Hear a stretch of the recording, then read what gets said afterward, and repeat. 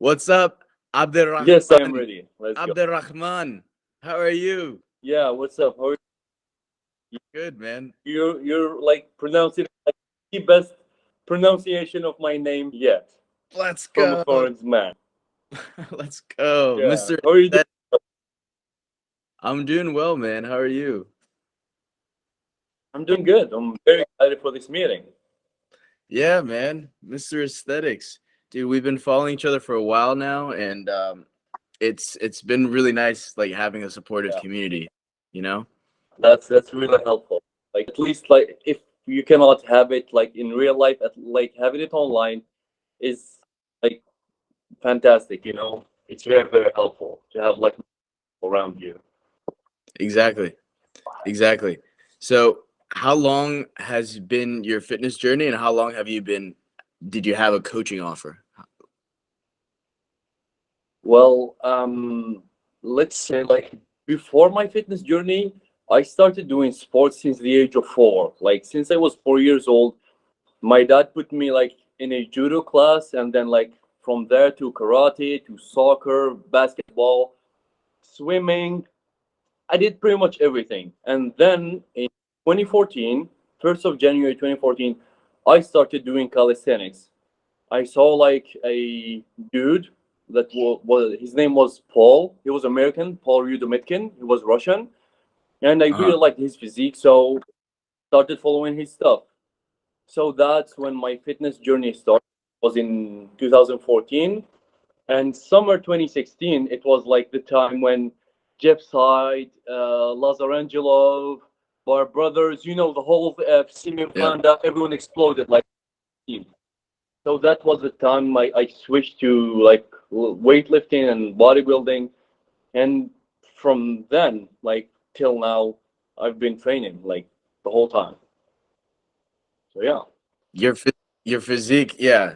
It's definitely yeah, more full. Like I see you do active things, but then the weight training part of it, that did you have like a certain physique and then when you did weight training, did you just completely change? When I was skinny, I was never too skinny. Like I was kind of normal, if you can say that. But like when I started training, my body like changed a lot. Like the shape of like even the shape of the muscles, like the insertions, like Hmm. when the muscles got full, it changed my physique and it became much more aesthetic. So yeah, it really changed, and I'm loving it. Yeah, I was curious because I have a lot of friends who've only stuck with calisthenics and they've got like good physiques. They look like they filled out. But I feel like active resistance training gives Yeah. you even more. And dude, it's so interesting you say the insertions. I have really long arms, like really long arms. And so like I Yeah. understand like there's not muscle in the wrists, but the insertions here and like my lats, the insertions are pretty high too. I used to be like, oh, like excuse mindset. Oh, like I'll never like fill out there. I'll never fill out there. But you can still get, no matter what your insertions are, you can get a really full physique Yeah, anyways. yes, like insertions matter more in like performance than they in physique, because like the length of your tendons and the like your explosibility or force production power, those are more important, like whether you have like long or short. But when it comes to like physique, no matter what insertions you have, you can still get big and you can still like look full and good, no matter if you have long or short insertions. Hard for you to do progressive overload. That's the problem with calisthenics. Now it's became easier, like weighted stuff, but the difference between rest, like from smaller to from lighter to heavier dumbbells, and like it's small steps, but in calisthenics you're mostly stuck with your body weight. So unless you start adding smaller weights Mhm. to your training, it's difficult to do it just like do like progress with just your body weight. That becomes a problem. Gotcha, gotcha. And so for your program, because you have a coaching offer, is it like 50-50 calisthenics weight training or like how is it structured usually? Or is it client by client?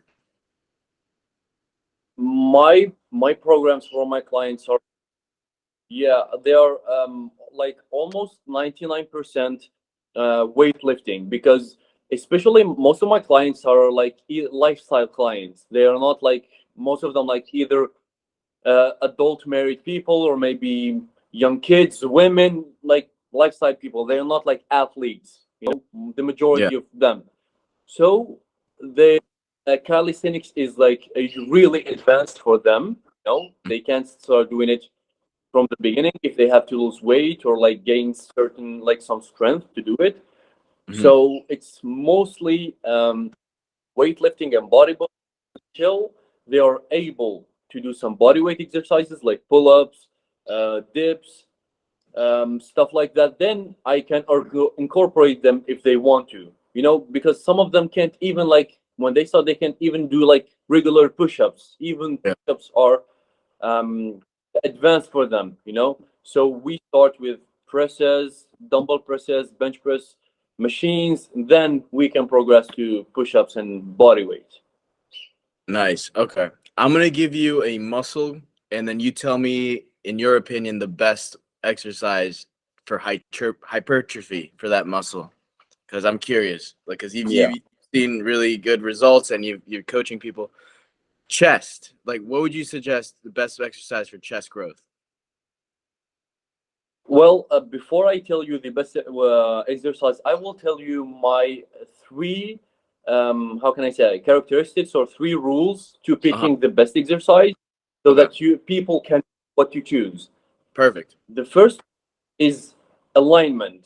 How aligned the exercise path is with the muscle fibers. The Mm, more aligned the exercise path is with the muscle fibers we're trying to target, the more mechanical tension or overall tension we're putting on that muscle, and the better it grows.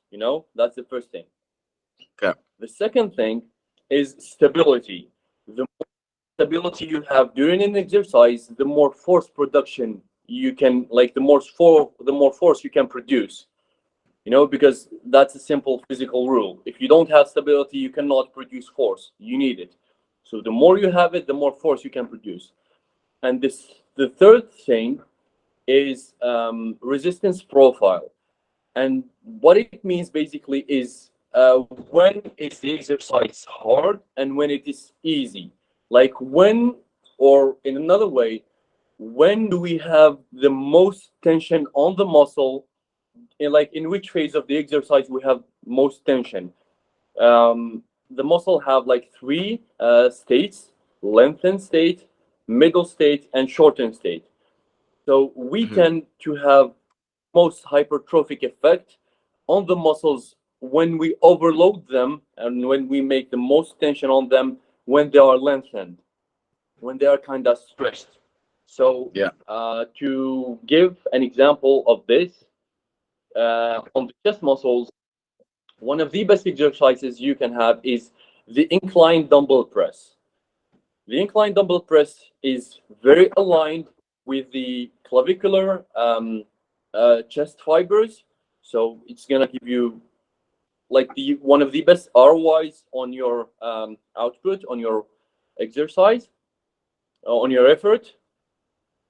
From a resistance profile standpoint, it's heaviest when you are stretched down here.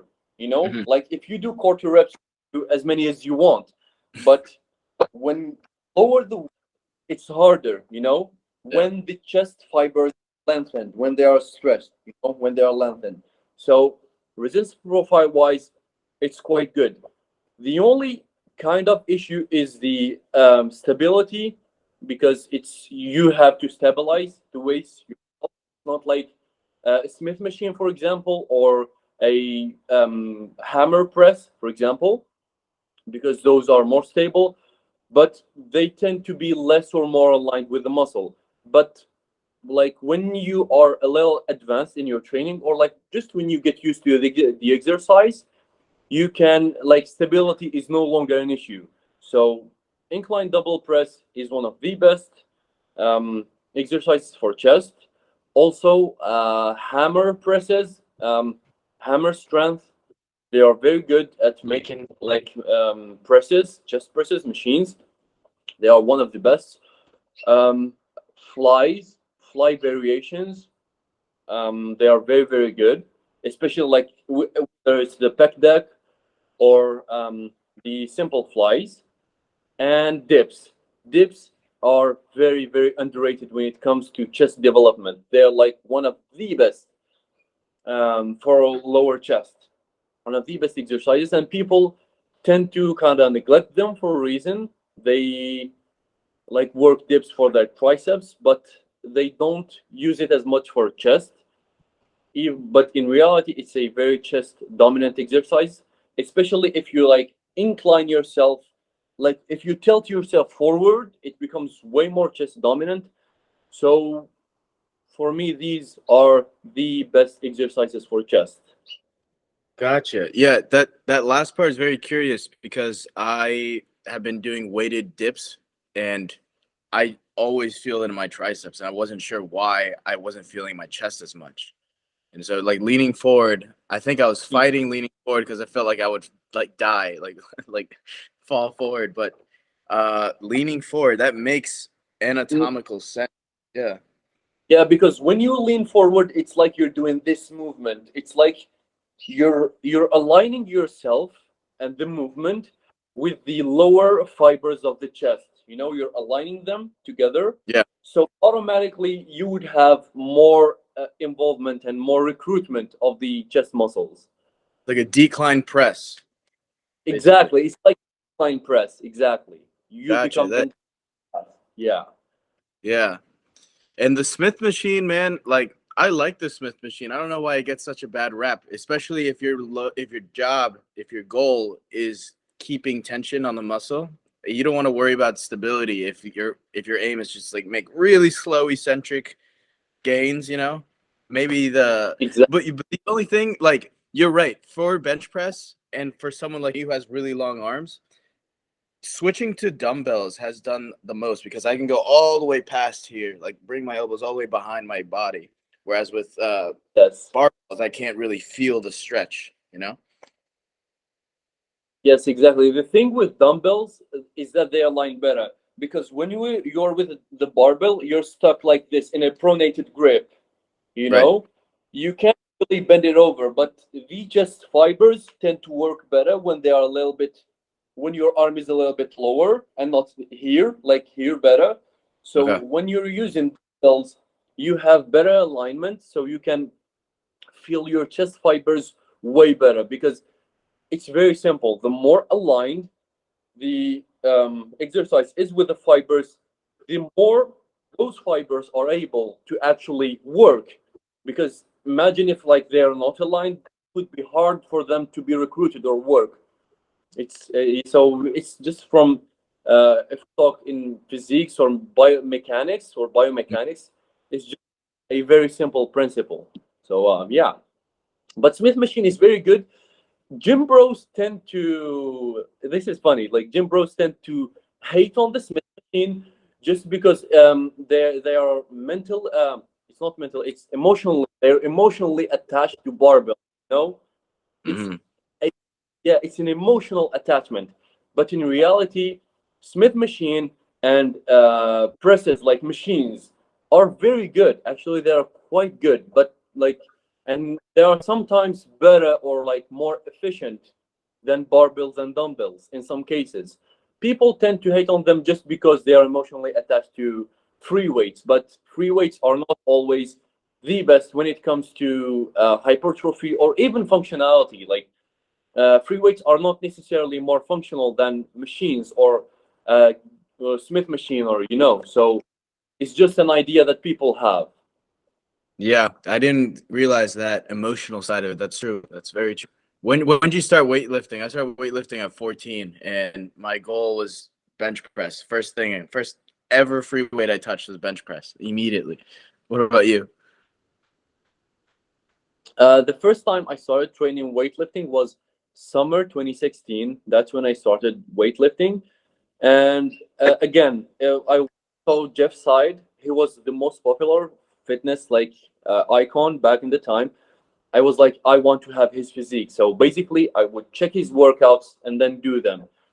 And so that was the first time I did weightlifting, and I did not really know what I was doing. I was doing these 2 hour, 3 hour workouts, drop sets. Like in every set, I do a drop set, superset, like the whole thing. Like very, very, very intense workouts, because I used to follow bodybuilders and people like Rich Piana and C.T. Fletcher, Bradley Martin, and all the crazy stuff they did.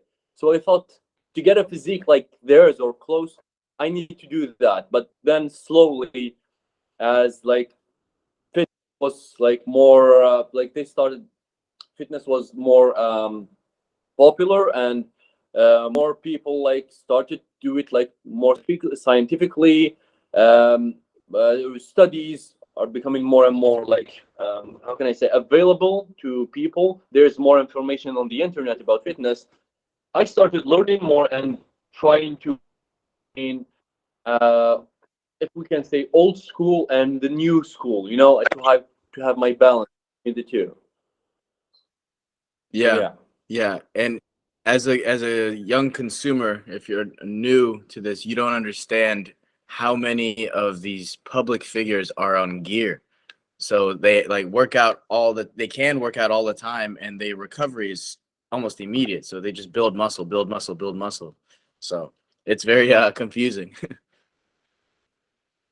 Exactly. Yeah, dude. I saw the most gains when I switched from going 5 days a week to the gym to 3. I just got a lot of recovery in between, but that's personally to me. That's my discovery. What's really cool is that you always discover what works Yeah, for you. exactly. Like the thing with everything, it's not just with fitness, with everything. It's very individual. People think there is this work for everyone plan, like standard plan that works with everyone. Sure, there are some principles of like hypertrophy and recovery that are applied to everyone, but everyone has his own specific ways. Some people tend to feel better when they have more frequency, when they do 5 times, 6 times a week. Some people like me and you tend to recover better with 3, 4 times a week working out. Some people tend to want better to more intense sets with low volume, and some people like high volume with lower intensity. So it depends on each individual. Like you cannot standardize, like give the same plan to everyone, or use the same approach with everyone. You gotta test and see what works best for you personally. That's good. So yeah, Dude, so we've been and I talking believe about there is a sweet spot. yeah, go ahead. Go ahead. Sweet spot? Yeah, yeah.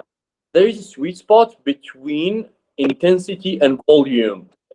The more intense your workouts are, the less volume you're going to have to do, because you're going to get tired. Your nervous system is going to get tired, and vice versa. The more volume you use, the less intensity you're going to put into the sets and workouts to be able to recover. And you just need to try and see what works the best for you. So, Right. yeah. Right, exactly. And finding that. So we've been talking about muscle gain so far, and I saw a really good post you posted recently about weight loss, like fat loss mostly, and how it's not linear, and people expect it to be a linear journey.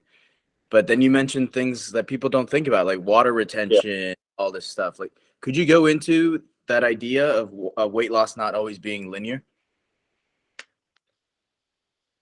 Okay, so when people start their weight loss journey, they think it's just lose, lose, lose, lose, lose, lose, lose, like go from point A to point B in a linear way. When in reality, whether we're talking from a biological standpoint or environment, lifestyle, it's not the case, because if let's say you have the perfect plan, your body will sometimes have inflammation due to training. Sometimes when you switch foods and have like more water retention, more substances that hold water in your body, like salts, creatine, stuff like that, they will hold more water in your body. And so you would think that you're not losing weight. And sometimes when, let's talk about this, sometimes when fat cells are emptied from the fat, their place gets replaced by water, you know. The water would still be there, and the weight would not be like your weight would be stable. You would think you're not losing weight, but if you hold on long enough for that water to be flushed out of the empty fat cells, you would drastically, it would be like your weight would be stable, then all of a sudden you would like lose 2 pounds in a day, or like 3 pounds in a day. So you just gotta really, like, when you, whether you're counting your calories or not, you just gotta stay really patient before you change anything. Like, Mm. start eating a certain way. Like when you're losing weight, it's um it's smart to count your calories just for that period, for that loss period, so that you know your body, you get more in touch with your body, and once you like get to know how your body reacts to certain foods, the quantities and everything, you can stop counting calories and you can just go water retention in our body, and that keeps us from having that linear weight loss. Changes in food, do that as well. Change when you change your sleep, like when your sleep schedule changes, Hmm. what your body changes as well. So that will impact your weight. It won't keep you from losing weight, but it will just disturb the number on the balance, you know? So on the scale, that's all. And for women, if there are any women watching us, their menstrual cycle affects them a lot, you know, inflammation, bloating, digestion, hormones, you know, all of those play a big role in fat loss, and especially like it's water retention, because if you're eating in a caloric deficit, you're not losing weight. It's one of two things. It's either A, you're not in a caloric deficit and you're eating more than you think, or Hmm. B, it's just water retention here, and you just need to wait for it to go away, you know, whatever reason caused that weight. And also, talking about hormones, men also, men or women, cortisol is also a um, have a huge impact on water retention in the body. So if you suddenly get stressed, or like get bad, whatever, or get stressed from work or life, that can also impact the weight on the scale. So my advice for people, do not really focus on the scale, but focus on um, the size, like focus on the mirror, like how themselves they see that they are losing fat. Then it's all good, and also how their clothes fit on them. If your clothes fit like larger, they start feeling larger on you, and you're losing weight. So that's my advice for people. That's a good one, yeah, because the number is doesn't tell you the full story. The number on the scale, yeah. The number is there to help you lose weight, but it does not determine if you lose weight or not. And one more thing I forgot to mention is, if you are training, if you are weightlifting in the same time, you know, so you might be gaining muscle and losing fat at the same time. So your body will change, but the number on the scale will not, because if, let's say, you lose a pound of fat and you gain a pound of muscle, the net difference on the scale would be zero. The scale wouldn't move, but your body has changed a lot, you know? So that's why you should not really rely on the scale, but just have it as an extra data for your weight loss, and that's it. And focus more on like measurements and the visual, So yeah, that's the most important thing. Yeah, that's so true. And I hope people really got that message because yeah, it's way more than just the number. You want to understand the things behind the number. Dude, with your expertise in working with people, I I understand the plateaus are a natural part, like weight plateaus. You just explained it beautifully. But with your experience, have you seen typically how long should someone maintain what they're doing to break a plateau? How long does that usually last? Let's say it's a calorie deficit, right? Someone's more focused on losing fat, more losing weight. How long should they maintain their program until they see that drop? usually? Yeah, usually it's from 3 to up to 10 days. Most people would have like that um, drastic drop in weight within the third or fourth day, but sometimes it can go up to the 10th day.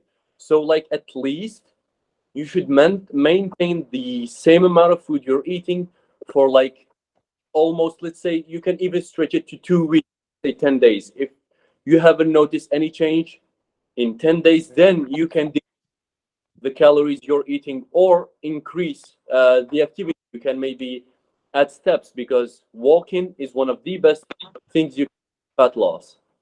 You know, walking is very important because it's easy, it doesn't get you tired like running or sprinting, weightlifting, and it burns a lot of calories. So like let's say you should at least wait 10 days before you change anything in the program.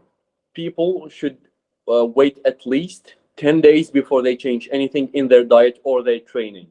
So because most people usually lose that water weight within the third or fourth day, but some people in some cases like would still hold on to that water until like 10 days after that. So you should at least wait for a week, let's say, or 10 days before you change your diet, or maybe add in some cardio or some steps. So yeah, because steps are like walking is very important in weight loss, Mhm. because it does not require much effort, whether it's that mentally, and yet it burns a lot of calories, you know? Yeah, it does, dude. So I yeah. Walking every day has been a staple for me for years. I love it. It's especially after eating, you know, it helps with digestion too. You get some nature in. I love it, man. Yeah.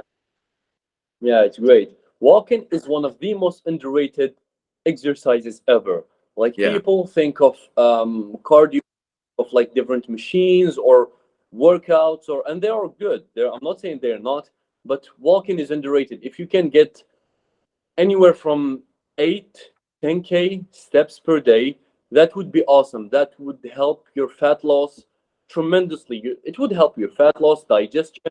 It would relieve stress, make you sleep better, improve your sleep. It has like improved blood flow, like blood circulation. It would help you a ton in your life, whether it's health or weight loss. So yeah, people should walk more during the day. Nice. So tell me about your journey, specifically about maybe one or like two things that you did for your routine, like something that you've done every day since you implemented it that just completely changed your physique. Okay, so two things that changed my.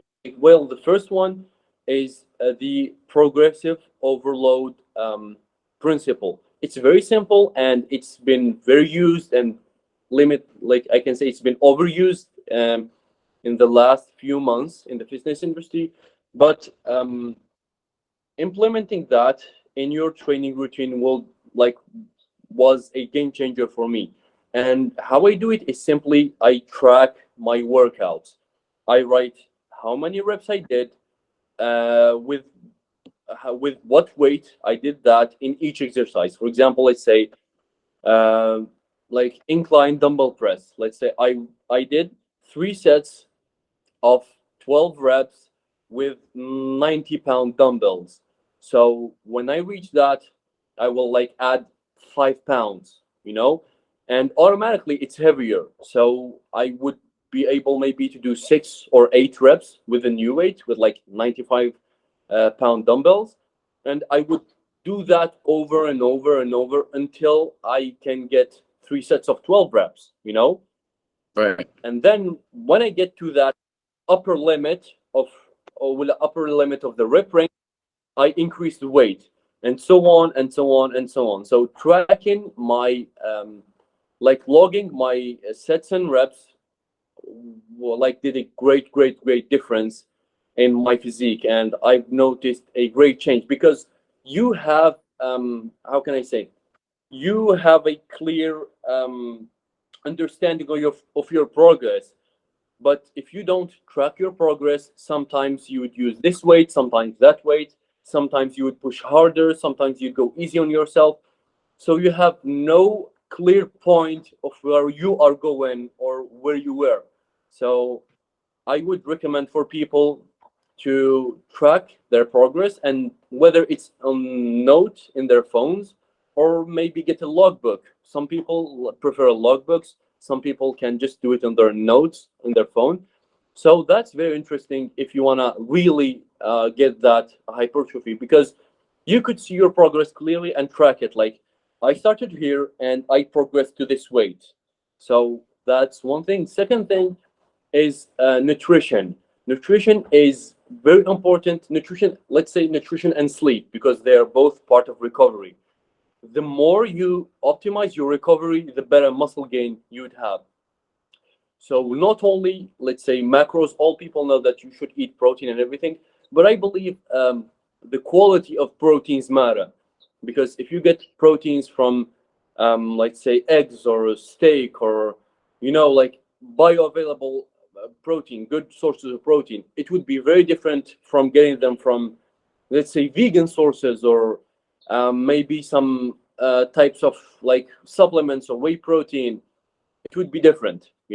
So Mhm. opting for high quality protein would change your physique, because especially if we're talking about animal proteins like eggs and meat and like maybe fish, maybe even like good quality chicken.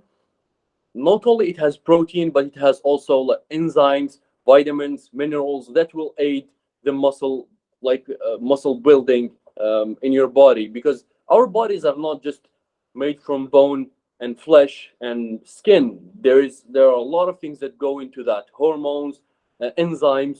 So optimizing your health would automatically optimize your physique.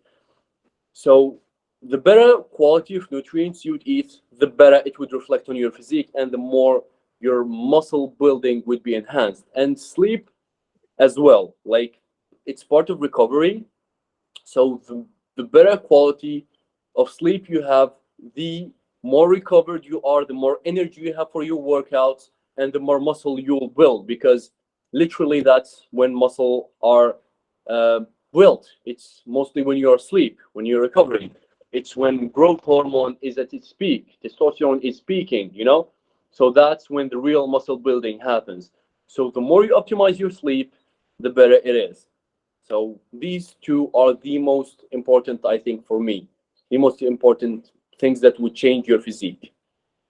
That's so good because it it took me years to realize that's when you actually build muscles, when you're sleeping. It's not like, oh, let's train all day and then not sleep at all. You're sacrificing gains. Yeah. Exactly. You're leaving a lot on the table. You're losing a lot of stuff. When people ask me for like the secret or magic pill or whatever, for health or weight loss or muscle gain or anything, I would sleep. I would say I've seen this on social media once. There was like, sleep is the magic pill that everybody is looking for, because it literally contributes in everything: muscle building, fat loss, cognitive functions, health, immunity, testosterone. Like, anything you want to improve, you can improve it with sleep. Like, if you get a better quality sleep, that thing would be improved no matter what it is. So it's the magic pill that everybody is looking for. So yeah. Yeah, it's a free steroid. It's a free like everything you're looking for. It's the best you know, uh enhancement drug you could ever ask for, and it's free. Exactly, that's it. That's sleep. Dude, you were talking about progressive overload, and I'm actually glad that you're a coach and you have experience with this. I'm doing a program where it's asking me to do dumbbell skull crushers, like 3 sets, and it's relatively heavy. So it's set of 4 reps, set of 6 reps, and set of 8 reps. It's like a Whoa. reverse. Like, yeah, it's actually the Kino body. You know, Greg O'Gallagher. Yeah. Yeah, yeah. So yeah, that's one of them. And so I have been progressively overloading over 8 weeks, and I finally got up to like 40-pound dumbbells. I'm doing it for 6 reps, good form, everything's good. now, I mean, sorry, for 4 reps, right? And then I managed to be able to do that for 6, but when I get the 45s to get the 4, I can't like do it with clean form. I do 1, 2, and just completely like it's not even close. So what do you do if you want to progressively overload on a exercise with dumbbells and they only jump from like 5 pounds to 5 pounds, and that's like too much for a certain muscle on one arm? What do you do to progressively I overload? that like with the weight you told me you can do like good 6 reps with the 40 pound dumbbells. I would suggest you work on getting more reps before you increase the weight, you know, Mm, because if okay. you can get more reps, it means you're stronger. So when you jump to the next weight, the how can I say, the difference would be easier on you. You would be stronger to get that. So simply do more reps with the lighter weight until you find yourself able to get to the reps you want. And if I can say something about the skull crushers, is that I don't necessarily recommend doing them with really heavy weights, like with low reps, because they tend to be a little, they put a little too much tension on your elbows. So Hmm. when it comes to skull crushers, I would prefer like a rep range of 8 to 15, and there's nothing wrong. Like if you don't feel any pain or anything on your elbow, you can go ahead. But I've noticed during my career that a lot of people tend to struggle and have like some kind of pain on their elbows when they do skull crushers with heavier weight.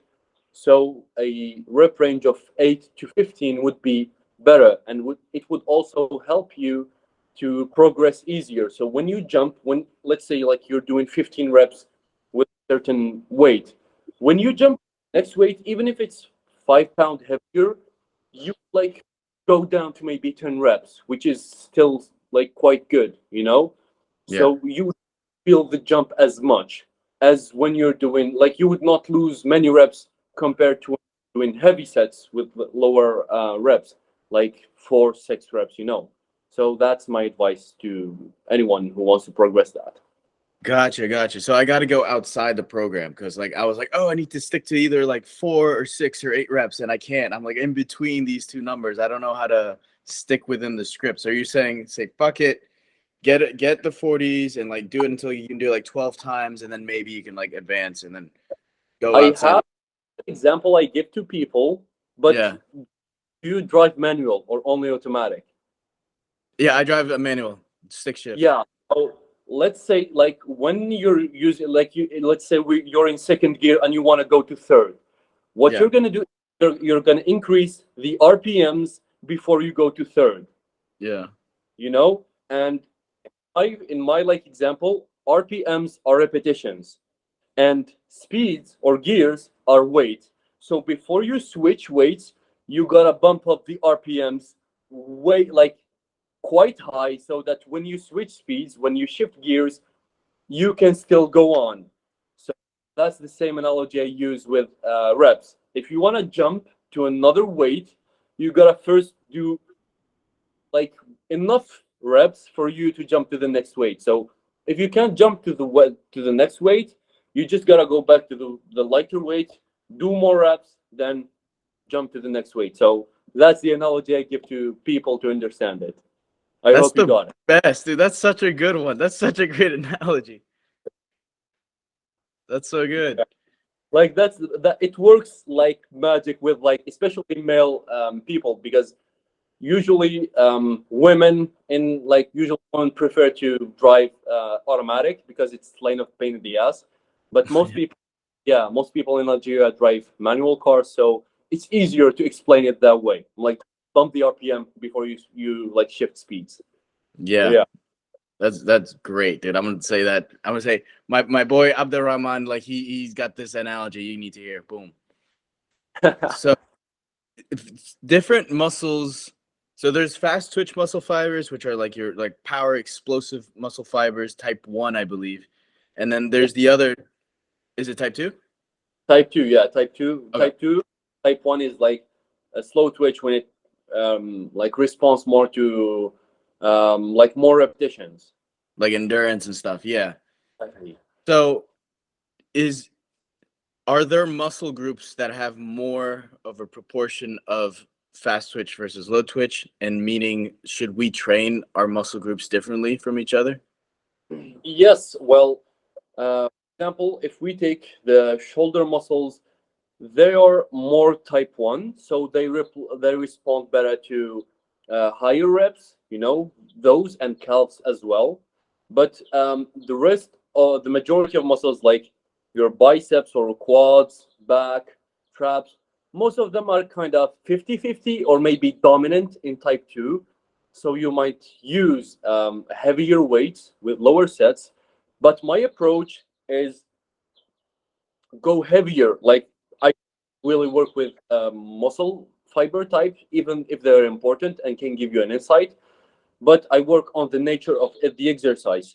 If it's a compound movement like bench presses, different types of presses, squats, deadlifts, you I would suggest to go on heavier weight with less repetitions. And if you're doing some kind of isolation movement, like lateral raises, maybe tricep extensions or like leg extensions, leg curls, those I would suggest to use lighter weights and more reps, because it's better for your joints. Because it's hard, like you're like you're maybe like putting too much stress of your on your joints if you put too much load in isolation movements. So it's better for them.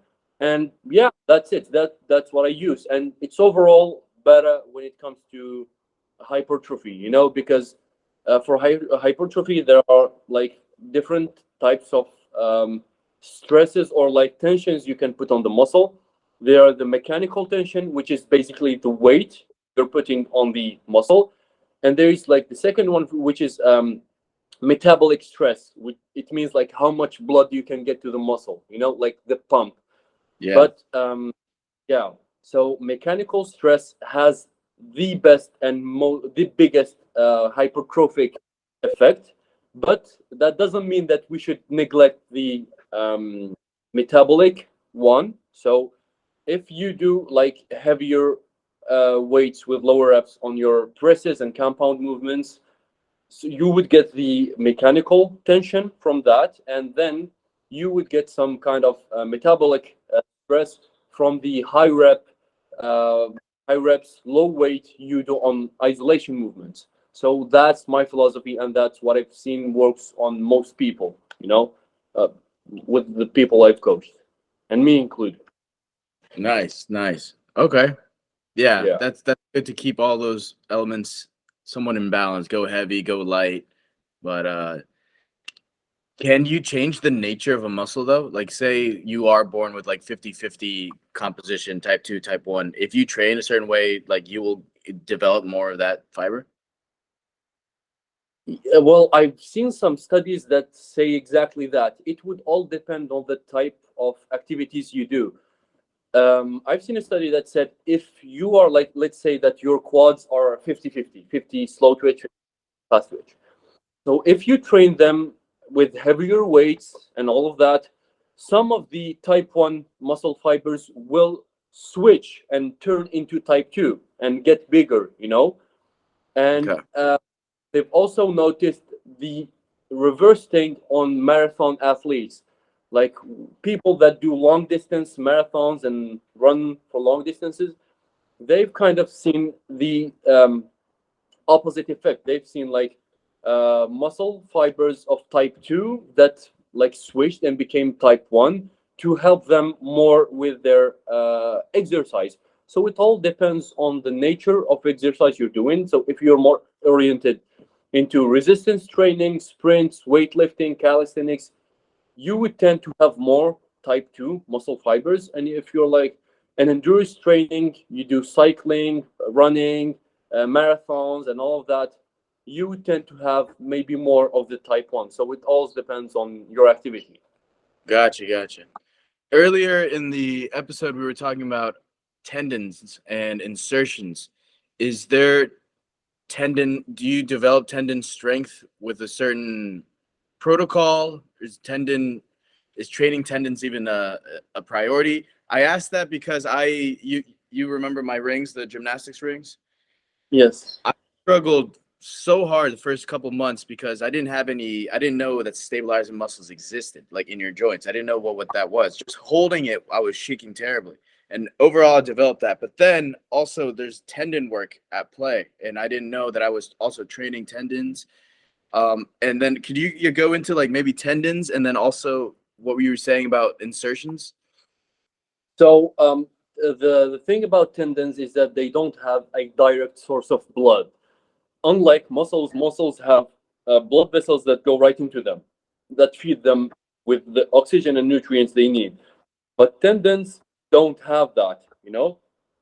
Mhm. So the only way that tendons get nutrients is from muscles.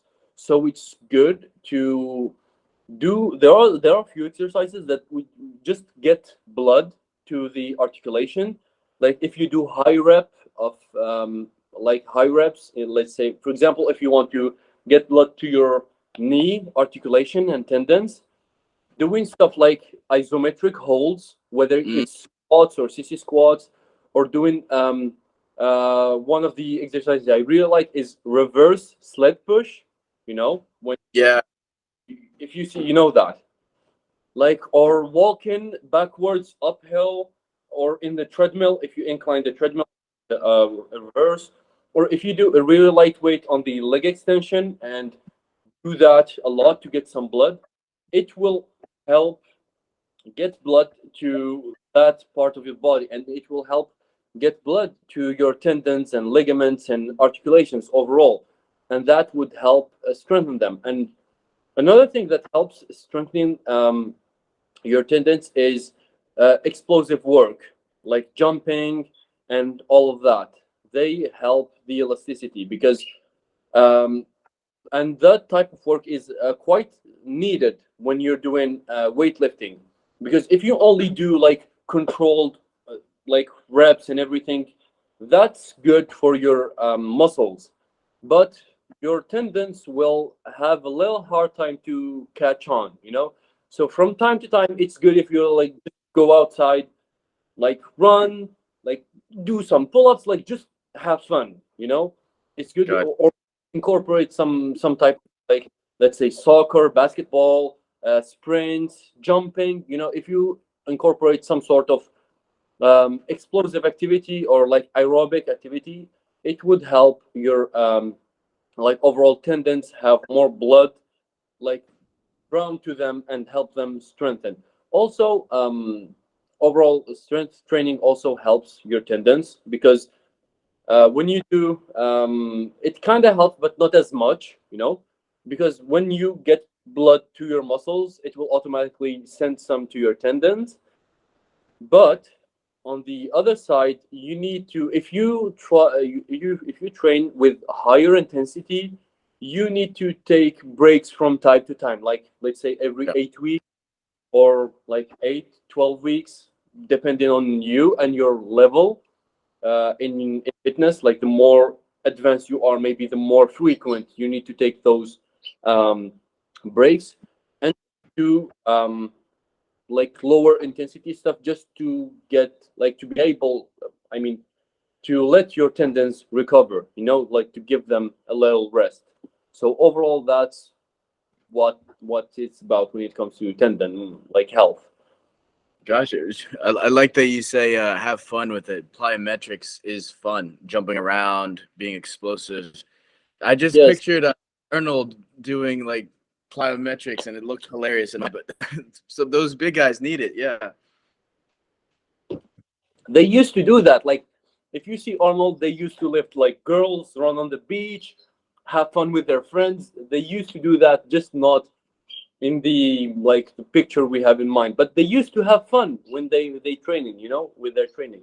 Also, when it comes to tendons, um, have like supplementing with collagen, or like having bone broth. You know, bone broth is very rich in collagen. You know, eating collagen rich foods helps your tendons a lot, because it's they are pretty much made up of that, of collagen.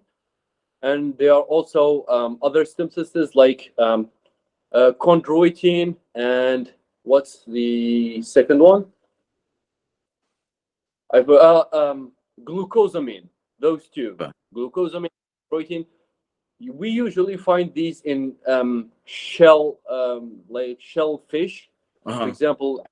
Yeah, any type of seafoods that has a shell, Okay. But if you like don't necessarily like those, or don't they're not accessible to you, you can supplement with those, because those are just basically the building blocks of tendons and ligaments and like articulations. So having those in your diet would really help. So yeah. Oh, that's really good to know. Yeah. I definitely love to. I mean, I'm not 100% a subscriber to all supplementation, but I think you should get most of your supplements and your nutrients from your food. But every time I hear someone say something like that, I'm like, oh, I gotta go buy that now. Let's go. The, the reason why I encourage people to have supplements is because in Algeria it's difficult for most people to have all their nutrients. They get all their nutrients from food, because for people that don't know Algeria is a third world country where the average salary is like $250, a month. That's Wow. Yeah, exactly. It's so you can't be able to eat red meat every day, and like have like what fruits and every day, and I don't know, oysters maybe, or like you can't get quality stuff every day. That's why I encourage my local clients to get supplements, because they can get the benefit at a lower cost. But that just for local people. But I'm a big advocate of like getting most of your nutrients from your diet. If you can do that, go ahead. Like that's the best way to get it. But if not, for whatever reason, then supplementation would be good. Supplementation is never the priority, but it's like one of it. Let's say if it's a second or third option, it's never the first option. I would never recommend supplementation as the first option. I would always tell people to get their nutrients or macros from real food, from fresh, high quality food. But if they can't get those, then supplementation would be better than not having those nutrients. So yeah. Yeah. Top three supplements. What would you recommend then? Top three supplements. Well, this is a tricky one because it's very individual, because the top supplements for you would be like the thing you have the least. Maybe I would say creatine, because we don't have it like much in food. It exists in like uncooked red meat, but once it's cooked, it's like it's less available in meat. So that may be the top one, simply because it's very challenging to get it from real food, and it has many benefits, whether it comes to testosterone, free testosterone levels, like cognitive function. Because what it does, it's like it helps generate the ATP inside the cells, because our cells work with the energy form of ATP, and when ATP becomes depleted from that phosphor molecule, the creatine is what helps restore it. So it basically helps every cell in your body, and also it has been found to help like cognitive stuff, and of course muscle building. You'd have more hydration. It's good for hydration. So I would say that that's a supplement everybody can benefit, whether you work out or not, whether you're a male or female, young or old. Everyone can benefit from creatine. But the rest of supplements, I would say it's individual. You need to get your blood test done and see what deficiencies you have. One of the common deficiencies I found in most people, or like most people have, is magnesium for some reason. I don't know exactly why, but a lot of people have low levels of magnesium in their body. So having some sort of a magnesium, like magnesium citrate or bisglycinate, that's one of my favorite types of magnesium, would be beneficial. So that may be the like my second best supplement. And yeah, the third one, I don't really have the third one, because again, it's very individualized. So do your blood test, see what you're lacking, and that would be the best supplement for you. You know, if you don't have enough vitamin D, you might go out more on the sun, try to go out more on the sun and get more vitamin D. If you have a low zinc level, you might like have some oysters or supplement with zinc or whatever works on you. You know, if you have like boron, you can try to eat more grapes, or like maybe supplement it, or like fix if you have any problems in your gut, like fix problems in your gut, have better digestion, you know. So that's my take on it. Well, or maybe I can put a third one. I found the third, yeah, I found the third best supplement, or actually best supplements, and we talked about it before. It's sleep. That's the best Boom, supplement. boom. Let's go. Again, about that, that's sleep. Yeah, quality sleep. So yeah. Perfect, dude. Nice. Are you the most jacked guy in your neighborhood, man? Like, what is the bodybuilding culture like in Algeria? I'm curious.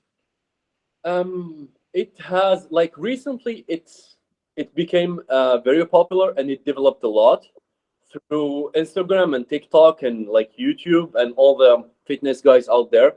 And it makes me happy, you know, to see more, especially when I see like young teenagers and stuff getting into working out, Yeah. even if not like if they are buying into like the pre-workout and like caffeine, over caffeine stuff, but it's still better than taking drugs, or you know, or like smoking or whatever, you know. So lately it's been getting more and more popular, which is good.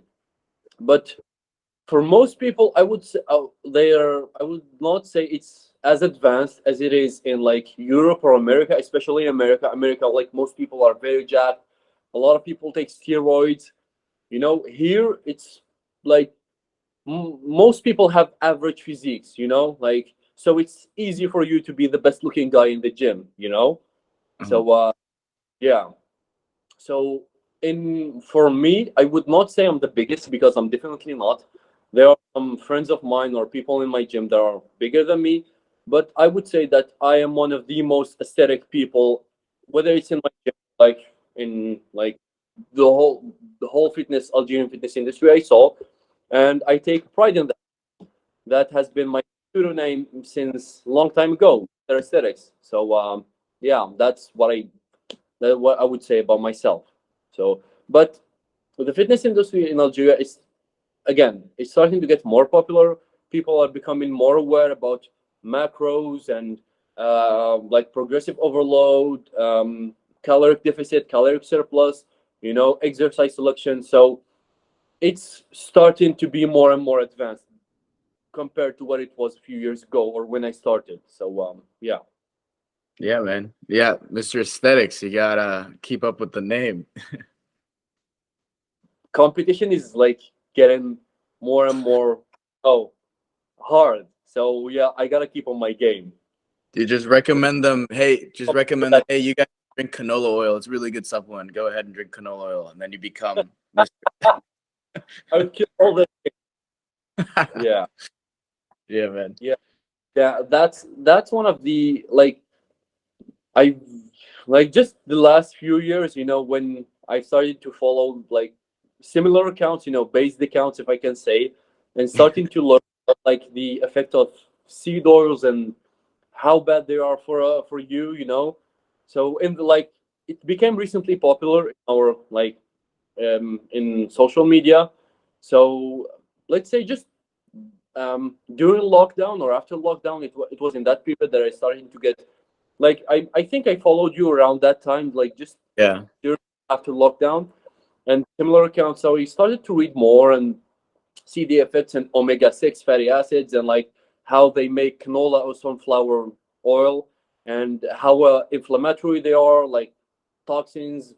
And then I like the first time I really thought about cutting seed oils was when I heard that they keep you from, they are what causes some, you know, and I'm a white dude, so I used to be burned as hell when I was, you know, when I go to the beach. It was a nightmare. Like you could literally like touch, and I would scream from.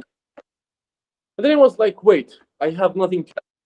Let's try that. So I stopped seed oils almost completely because it's very tricky to stop them 100%. But like I would say 95%, I cut out seed oils. 95%, almost completely. I do my best to not eat them at all, and I was not getting burned anymore. And it blew my mind, like how is that possible, you know? And then I realized how big an effect, how harmful seed oils are. So from that point I was like, fuck them, I'm not getting near those again. Yeah, So dude. yeah, seed oils. It's wild because your skin is your largest organ, and it too can be inflamed. You can get inflammation, whether that's acne or whether that's like severe reactions to photons to the sun. And if you just cut out seed oils, it's insane how much more you can absorb the sun, how much you can feel it. You synthesize light into vitamin D. I don't think people understand how cool that is. You're eating sun, dude. Yeah, It's cool. like a plant. Yeah. All right, Hmm. Mr. Aesthetics, dude, I really enjoyed our conversation. I think we went into a lot of topics, man. I think people have a good idea of your expertise on these things, how you've gotten jacked. They got a good sense of your journey. How can people get in touch with you if they want to maybe work with you, do something with your program? If anyone wants to work with me, they can just send me a DM on my Instagram at Abderahman lower score Nasri. You can maybe put it somewhere. Yep. So if anyone wants to work, or if they have any more questions about like training or nutrition, they're more than welcome to come and like ask their questions. You know, like if you have any questions, or if anyone wants more explanation about the things we talked about, they are more than welcome to DM me and ask me about whatever they want. So, yeah, that's that. We've talked about many things today, and I really enjoyed the conversation. You know, and I'm looking forward to maybe do more of those, more of these in the future. So, yeah, Yeah, man. Appreciate it again. We yeah. had something here. Allah Mahak Sadiki. Allah ma'ak. It's mean God be with you. May God be with you. Sadiqi is my friend. That's right, man. You take care. God Yeah, be with you. Appreciate this, man. Maybe we yeah. can work out together in Algeria. Never know. Exactly. Well, you're more than welcome. I'm really looking forward to like I've been thinking about that, like making something and inviting you over here in Algeria to experience what it's like to live in here. So yeah, I'm looking forward to that. You're more than welcome, my friend. Sweet brother. Take it easy, Sadiki. Take care. Philemon. Goodbye. Take it.